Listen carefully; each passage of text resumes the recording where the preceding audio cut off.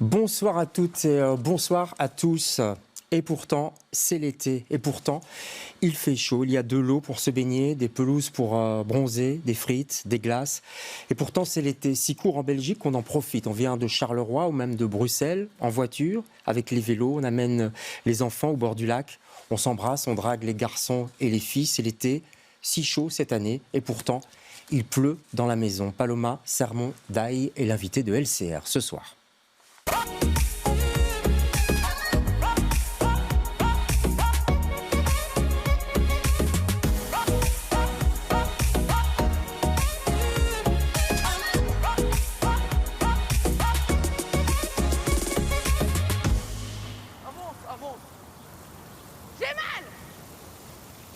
Là, j'ai 3 sacs avec des Kellogg's, t'as mal au bras. C'est lourd, hein. Je vais avoir 18 ans, je dors avec mon frère. Déjà, il ronfle et en plus de ça, il pue des pieds. Mais dors en bas. Qu'est-ce qu'il fait avec un caddie de magasin? Quel pas avec. N'oubliez pas que c'est pas nager. Attends, alors. Non!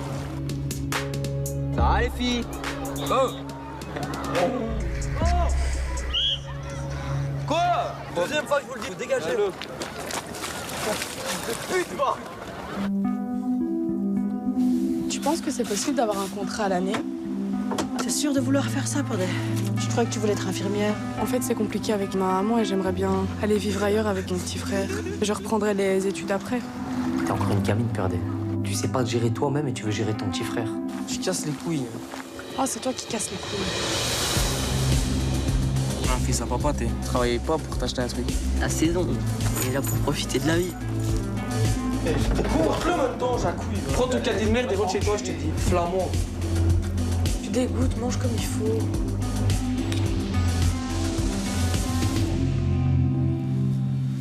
Voilà, il pleut dans la maison, superbe film, courez le voir, s'il vous plaît, c'est vraiment un conseil parce que j'ai vraiment flashé sur ce film. Bonsoir Paloma. Bonsoir. Ravi de vous avoir, c'est votre deuxième film, le premier c'était plutôt un docu Petit Samedi. Oui. Ici d'ailleurs on est à la frontière entre le docu et la fiction, mais c'est une fiction tout d'abord. Il y a une lumière aussi dans ce film, ça se passe en été, un été très chaud, un été étouffant, peut-être bloquant aussi, qui ralentit tout. C'est dans ce sens-là que je veux dire. Vous voyez la première scène qu'on voit d'ailleurs dans la bande-annonce, on les voit marcher, on les voit arriver de loin. On a chaud pour eux, ils portent les courses. C'est très lent en fait. Et en même temps, Ouais. on sent tout le poids de l'été. Oui, c'est à la fois un été dilaté et en même temps on sent que cette chaleur, elle pousse un peu tous les sentiments vont plus vite, plus Ouais. fort, plus intenses. Ouais. Et c'est une superbe scène parce que ça permet de prendre directement connaissance avec eux, avec la grande sœur, le petit frère, enfin elle a 17 ans et lui a 15 ans. Ouais. Et leur relation, enfin tout est quasi dans cette scène, dans leur discussion, je trouve. Oui, c'est chien et chat, c'est beaucoup d'amour. Ouais. Cette première scène, c'est aussi la ruralité, c'est d'aller faire les courses en voiture. Complètement. C'est Ouais. quelque chose qu'on a tous connu, d'avoir le sac qui te fend la main en deux. Oui. Voilà, c'est plein de choses. Ouais. D'ailleurs, elle rêve de passer son permis pour pouvoir aller faire les courses Ouais. en voiture. Ouais. La sœur et son jeune frère, je l'ai dit, je voudrais les citer quand même, ces comédiens Perdé Lombé, Mackenzie Lombé, donc c'est vraiment des frères et sœurs dans la vie. Oui, tout à fait. Et ils sont de votre famille, enfin c'est des demi-frères, demi-sœurs, Ouais, c'est ils ça? sont demi-frères et sœurs et Perdé ma nièce. Ouais. Voilà. Ça c'est un peu votre truc parce que Petit Samedi c'était votre frère, enfin il y avait Ouais, votre maman. ouais, et, tout à fait. Bah, je fais pas exprès. On finit par être. On commence avec une espèce de troupe de cirque comme ça. On travaille toujours Ouais. avec les mêmes. Bon là, pour le prochain, ce sera pas forcément le cas, mais Ça veut dire que la fiction elle est là autour quelque part, il suffit de savoir regarder. je pense, ouais. Moi, je pense que j'ai toujours eu un regard. J'ai toujours mis un peu les choses en fiction. C'est une façon aussi de prendre un recul. peu de recul sur ce qu'on vit, ouais. Ouais. J'ai toujours vu des personnages autour de moi. Je Ouais. pense que tout le monde a un film en soi. Ouais. C'est vrai. Ouais. Il suffit d'ouvrir les yeux. Il suffit d'ouvrir les yeux, ouais. d'écouter. Il y a des comédiens aussi, je cite Louise Manteau, parce Ouais. qu'on l'aime bien ici au théâtre, elle est formidable dans le rôle de la mère, qu'on a vu récemment dans Chienne de vie aussi, Ouais, un tout autre à film fait. belge qui vient de sortir.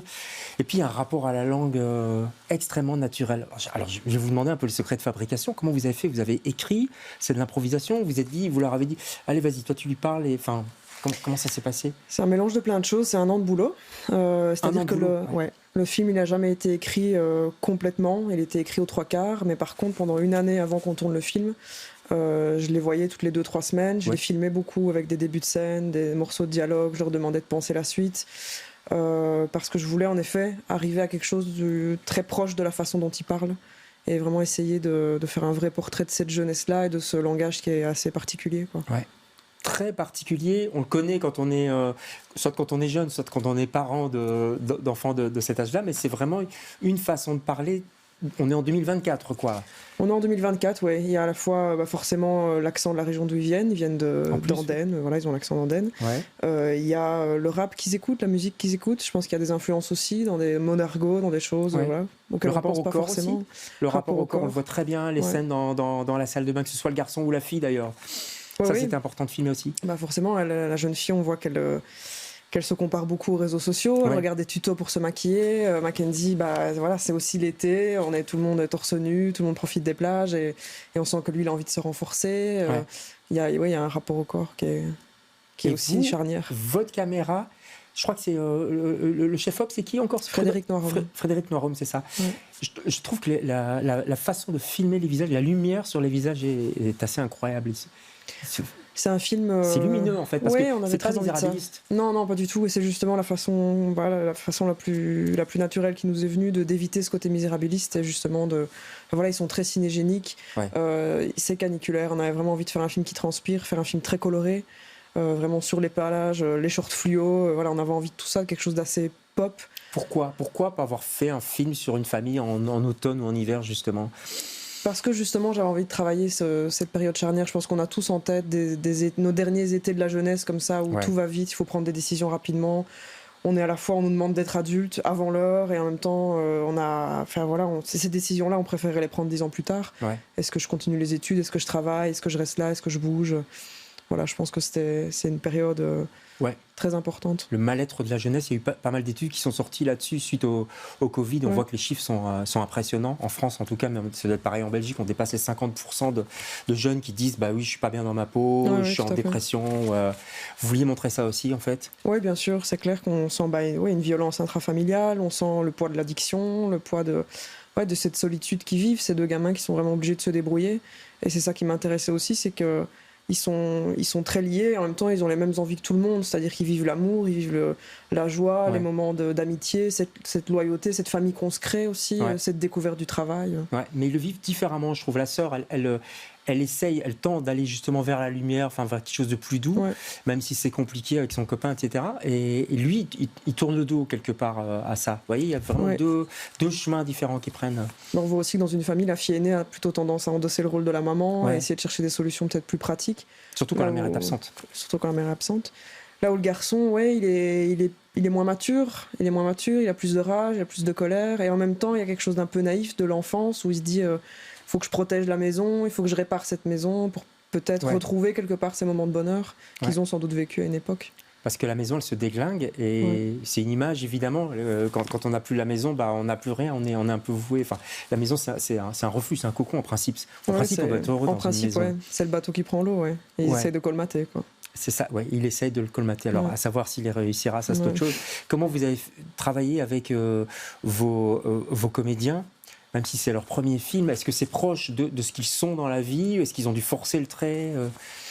Eux, ils vous diront non, on n'aurait jamais dit ça comme ça, on n'aurait pas fait ça comme ça. Donc eux, ils ont l'impression que c'est très différent. Il y a eu beaucoup de discussions. Ça a pris un an. Quand même. Il a fallu que je connaisse leurs limites aussi, ce qu'ils acceptaient de faire, de pas faire.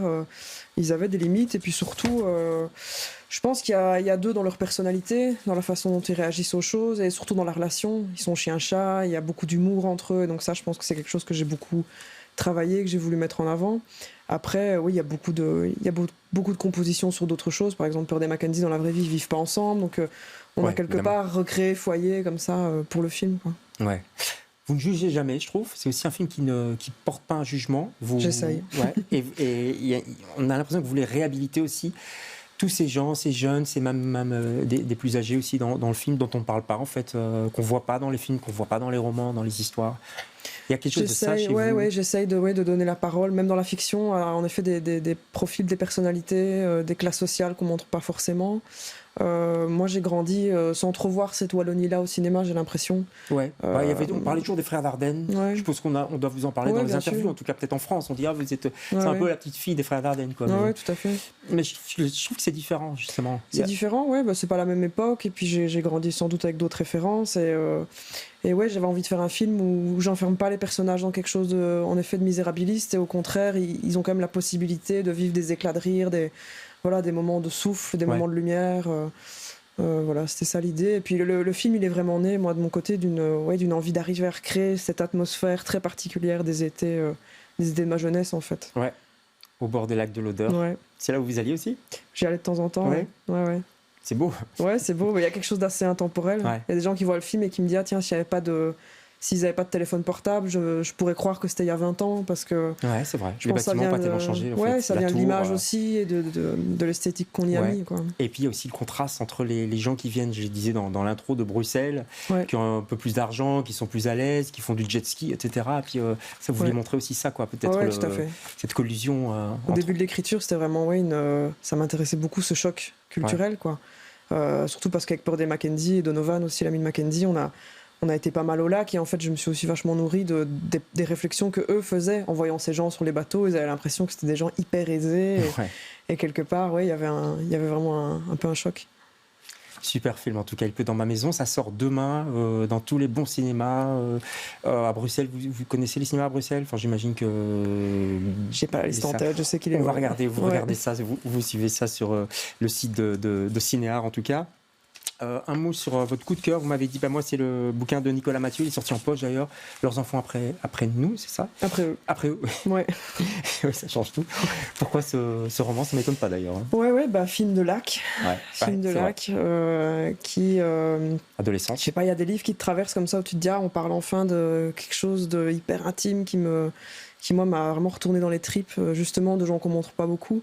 Je pense qu'on a un peu ça en commun aussi, cette fascination du territoire et cette pas nostalgie, mais cette mélancolie aussi de l'adolescence, je pense, que moi j'ai beaucoup retrouvé dans ce livre-là, et donc je vais pas m'y comparer, mais en tout cas c'est pas loin. J'espère. On est dans les mêmes eaux pour faire un bel jeu de mots. Merci beaucoup. Merci. Je signale d'ailleurs que votre film a obtenu le Bayard d'Or du meilleur film. C'est à Namur, je crois, et des meilleurs interprètes aussi pour les deux. Donc on espère une belle carrière aussi pour eux. Et puis il a été sélectionné à Cannes lors du dernier festival. Merci beaucoup Paloma. Nous on se retrouve demain avec d'autres invités. Bonsoir.